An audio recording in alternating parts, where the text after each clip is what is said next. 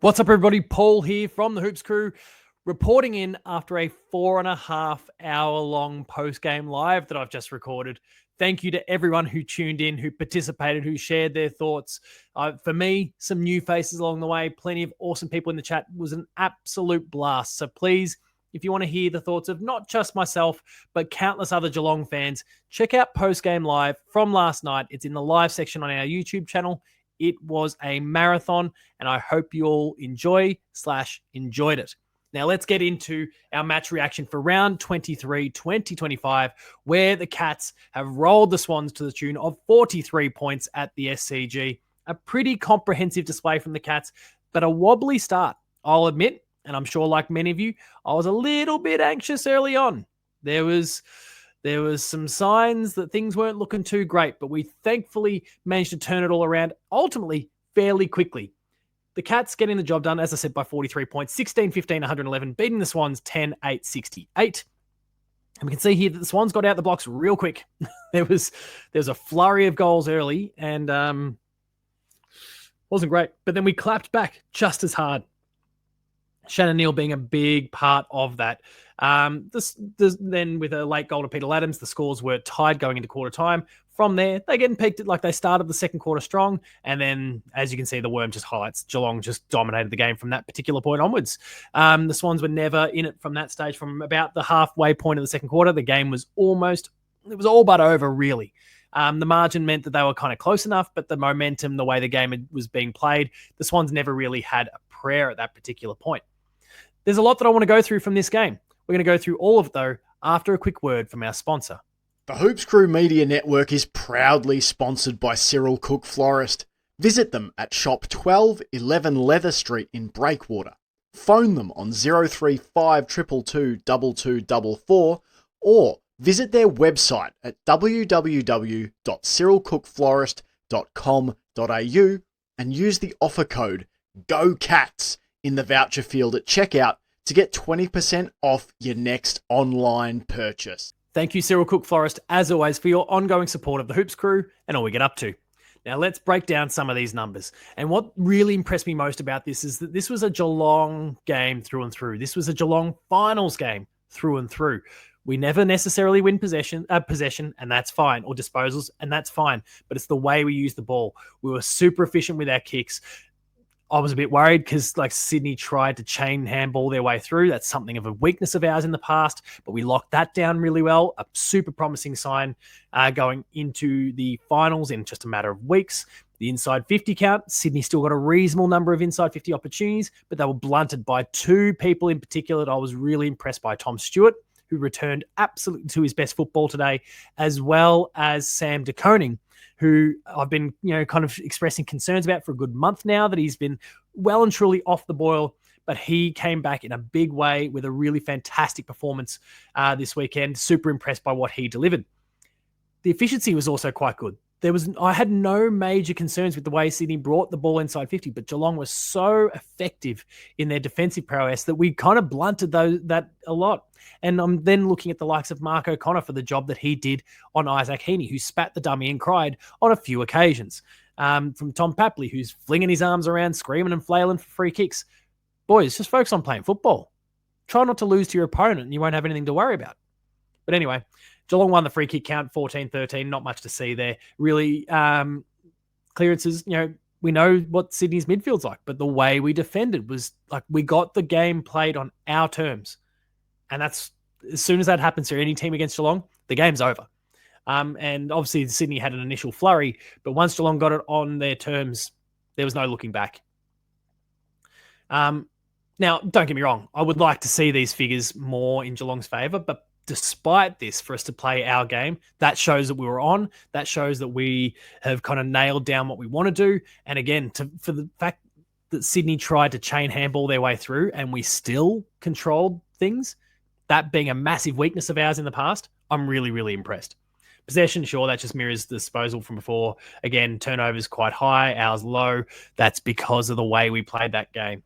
Possession, yep, mirrors everything else. Marks inside 50, contested marks have all been our strengths all year. That continued. Scoring, obviously, we've already seen highlighted. Tackles inside 50 was lower than usual, But I would say this was a relatively low-pressure game in a lot of respects. Sydney came out the blocks with a lot of pressure, but that fell away pretty quickly. And Geelong, yeah, look, we had a fairly easy run of it through to goal. So the tackles inside 50 number not being super impressive in this case matches and represents the game itself. And everything else is all pretty even. Not much a lot that we can take from that. Let's hone in on some player stats, and let's hone in specifically on the Cats, because that's what we're really here to talk about. Bailey Smith with 30 possessions, played a fantastic game, 5 clearances on top of it. Him and Tom Atkins really leading from the front in that space. Tom Atkins with 21 and 7 clearances also put in a fantastic effort. I spoke about Tom Stewart before, 11 marks, and a few that he dropped too. But 11 marks, it was a really powerful display from him and really reasserted himself. Every single time Sydney went forward, you felt like Tom Stewart was close. If it wasn't him, it was Sam DeConing. If it wasn't him, it was Connor O'Sullivan. If it wasn't him, it was Jack Martin. If Zach Guthrie, whatever. Like, it just, the team was so clicked into gear. It was really, really impressive to see. Max Holmes was a pretty quiet and unassuming 21 disposals, but he still covered like 700 meters. It was a fantastic effort in that respect. Ollie Dempsey, after a quiet month or so, started to work his way back into it. That was really good to see as well. Sean Manor was electric with 3 goals, 3, and 4 clearances to go with that. Brian Myers, hyper efficient, lots of score assists. No goal assists in this particular case, but lots of score involvements and 2 goals straight from him, including a beauty from the boundary. Thought it was a little bit risky for him to take it on, but he nailed it.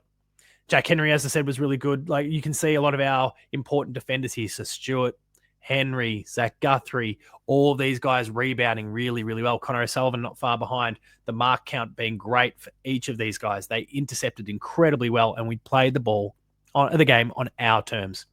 Reece Stanley got himself towed up a little bit by Pete Laddams. He really doesn't seem to like playing against the lesser ruckman. Seems like he wants to save himself for the big dogs. So we'll see how he goes next week against Nank. And then obviously the finals campaign awaits. So we'll see what happens there. Jack Martin was really solid in kind of bursts. Nothing like consistently electric, but was really good when he popped up. Paddy Dangerfield, underrated performance, I think, by a lot of people. You know, I feel like I had to inject his name into the post-game live conversation just to get people to talk about it, but he was so dynamic, so important over the course of the game. I was really, really impressed with the efforts of Paddy Dangerfield, and he had 4 goal assists, which was a game high.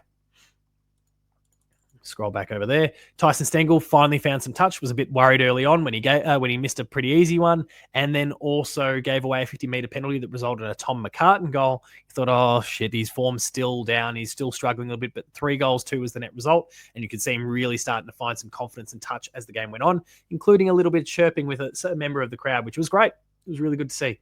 Connor O'Sullivan, we've touched on. Lawson Humphries has been quiet for a while now, but wasn't really required, so I'm okay with his output. Mark Blitzarves did what he needed to do, but geez, let's not put him in front of goal. Shannon Neal, dominant early on. When we really needed him, he was the one that grabbed the ball by the horns and took control of the game and wrestled it back in our favour. He's really coming along in leaps and bounds, and I'm delighted to see it. Mark O'Connor was solid, dealing with Errol Goulden, squashed him quite well. He was Isaac Heaney. Oisin Mullen did a great job on Errol Goulden. Errol still had 20-plus disposals, but they weren't the hyper-effective ones that we're used to. Brad Close doing what Brad Close does best, and a lot of unrecorded contributions, the tap-ons, those sorts of things, the body efforts that won't get recorded here, but are really important nonetheless. And Jack Bowes came on with like 5 minutes of game time left, so don't think too much of that one. I'm sure he's still probably running laps of the SCG right now just to get his steps up. So we'll see how all that goes for him. But we've got a game against Richmond next week for him to get the lead out of his legs. So that is the outcome of the game. Geelong, again, 111, 16 goals, 15, beating the Swans 10-8-68. A 43-point win to the Cats. We have now all but locked up top 2. Who knows what happened with a lot of other more challenging games going on over the course of this next weekend. Maybe first opens up. It'll be really interesting to see who we might play if based on everything else in third. There's a lot of interesting scenarios to play out, and I'm keen to see who we're playing in 2 weeks or 2.5, 3 weeks from now.